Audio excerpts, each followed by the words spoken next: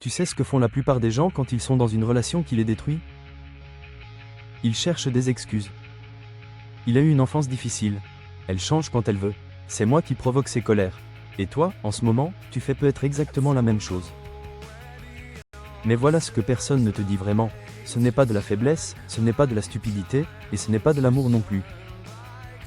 C'est de la neurologie. Ton cerveau est littéralement reprogrammé pour rester. Et dans les prochaines minutes, je vais t'expliquer comment, et surtout, comment en sortir. Avant de commencer, ce que tu vas entendre est basé sur des recherches en psychologie clinique. C'est du contenu éducatif uniquement, il ne remplace en aucun cas une consultation avec un psychologue ou un thérapeute. Si tu traverses une situation difficile en ce moment, parle-en à un professionnel de santé mentale. En France, tu peux appeler le 3114, le numéro national de prévention du suicide, disponible 24 heures sur 24, 7 jours sur 7, gratuitement. Je ne suis pas thérapeute.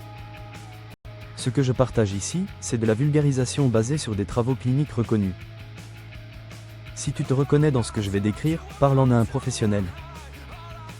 Tu n'as pas à traverser ça seul. Ce n'est pas de l'amour.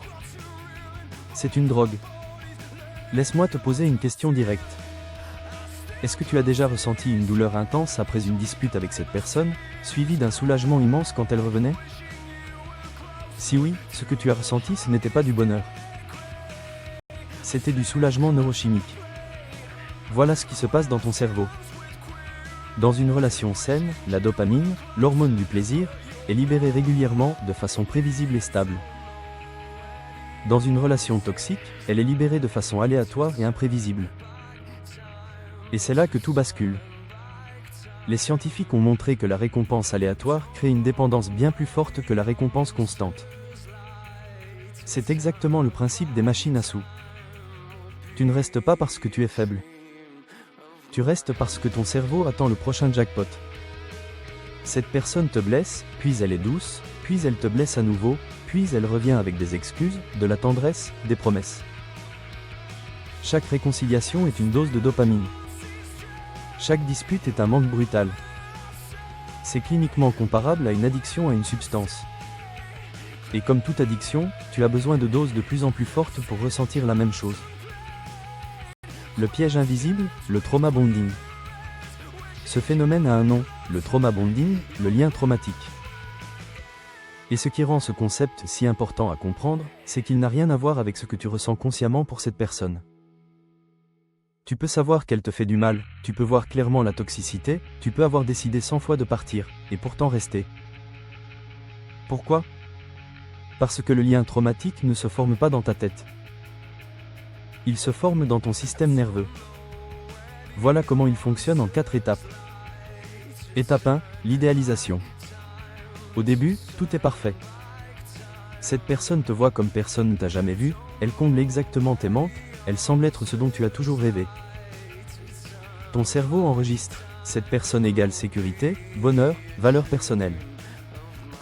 Étape 2, la première blessure. Quelque chose change.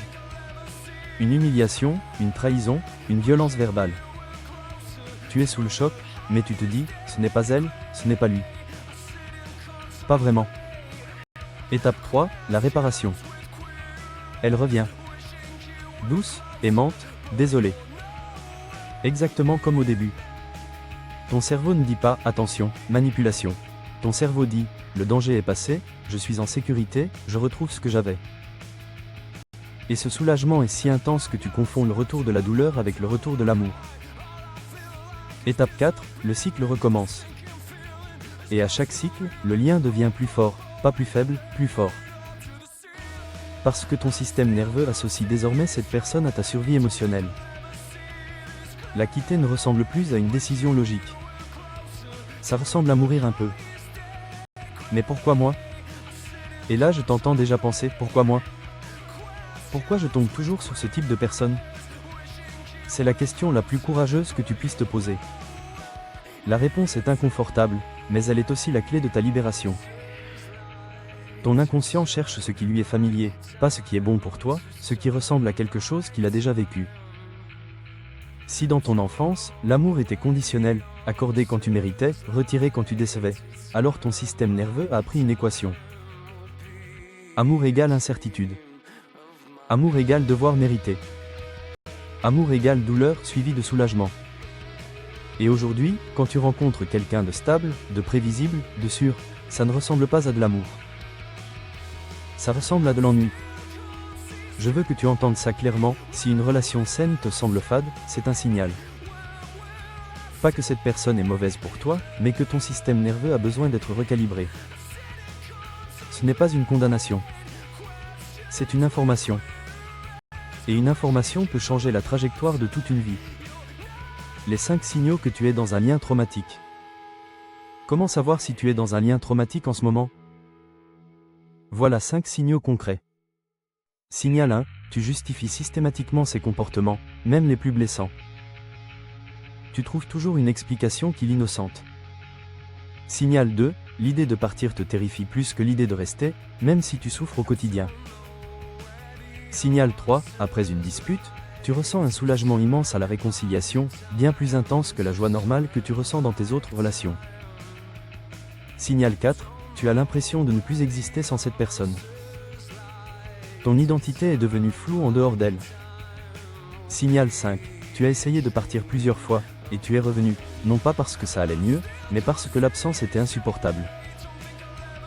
Si tu te reconnais dans au moins 3 de ces signaux, ce que je vais te dire maintenant est important.